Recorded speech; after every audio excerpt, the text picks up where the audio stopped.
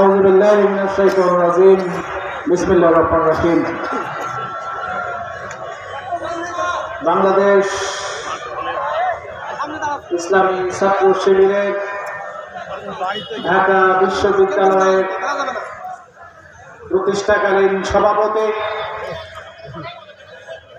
বৃহত্তর রংপুরের সিংহপুরুষ বাংলাদেশ জামাত ইসলামীর সাবেক ভারপ্রাপ্ত সেক্রেটারি জেনারেল মজলুম জননেতা এটিএম আজহারুল ইসলামের মুক্তির দাবিতে কেন্দ্র ঘোষিত আজকের এই কর্মসূচির অংশ হিসাবে লালমনিরহাট জেলা শাখার পক্ষ থেকে আজকের এই সমাবেশের শ্রদ্ধাভাজন সভাপতি বাংলাদেশ জামাত ইসলামী কেন্দ্রীয় মজলিসে শুরার অন্যতম সদস্য লালমনিরহাট জেলা শাখার সংগ্রামী আমির বিশিষ্ট আইনজীবী অ্যাডভোকেট আবু তাহের উপস্থিত আছেন লালমনিরহাট 2 আসনের আগামী জাতীয় সংসদ নির্বাচনে বাংলাদেশ জামাত ইসলামী মনোনীত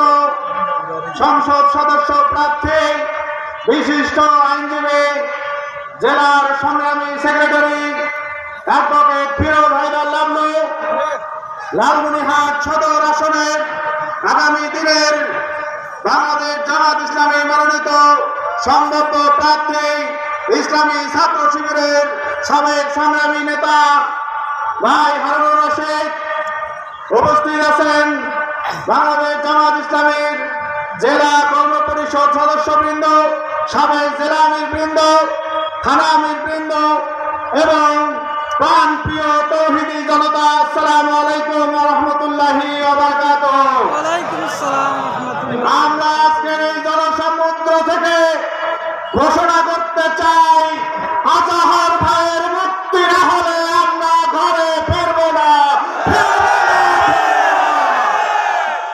আমরা মাননীয় প্রধান উপদেষ্টাকে বলতে চাই, বিগত ফ্যাসিজমের সময় আপনি দিনের পর দিন জুলুমের শিকার হয়ে কোর্টের বারান্দায় হাজিরা দিয়েছিলেন।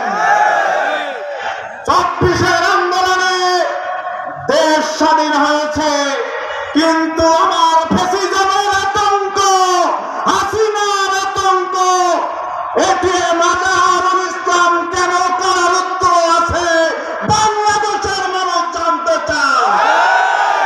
সম্মানিত ভাইরা, আপনারা জানেন কথিত মানবাধিকার ট্রাইব্যুনালের যে সাক্ষ্য প্রমাণের ভিত্তিতে আমার প্রিয় ভাই আজকে জেলে 3 জন সাক্ষী দিয়েছিল। একজন সাক্ষী দিয়েছিলেন, তিনি 6 কিলোমিটার দূর থেকে দেখেছেন এটিএম আজহারুল ইসলাম পাকিস্তানি বাহিনীর সাথে ট্রেনে উঠতেছে। আর একজন দেখেছেন 3 কিলোমিটার দূর থেকে, আর একজন দেখেছেন 1.5 কিলোমিটার দূর থেকে। আমি প্রধান উপদেষ্টাকে জিজ্ঞাসা করতে চাই, এটা শেখ মুজিবের কোন স্যাটেলাইট থেকে দেখে সাক্ষ্য দিয়েছে যার কারণে আমার ভাইয়ের ফাঁসি রায় হয়েছিল?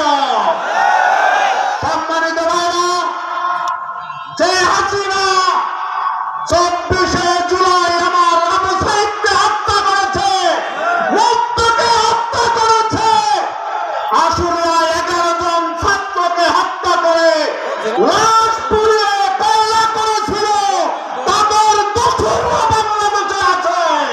কিন্তু আমার দেশপ্রেমিক বিপ্লবী জনতা ফ্যাসিজমের আতঙ্ক আজহারুল ইসলামকে এখনো কেন বন্দী করে রাখা হয়েছে?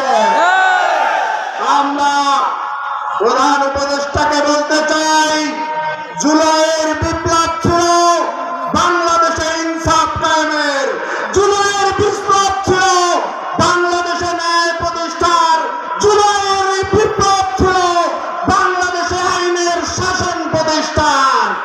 আমরা খেয়াল করলাম অনেক মৃত্যুদণ্ড প্রাপ্ত আসামি জামিন পেয়েছে, আমাদের আজহার ভাই জামিন পায়নি।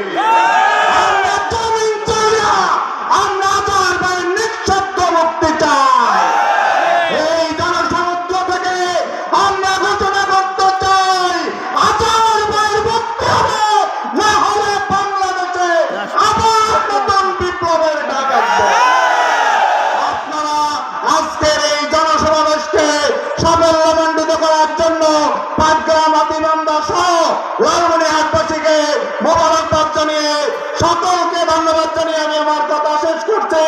আল্লাহ হাফেজ।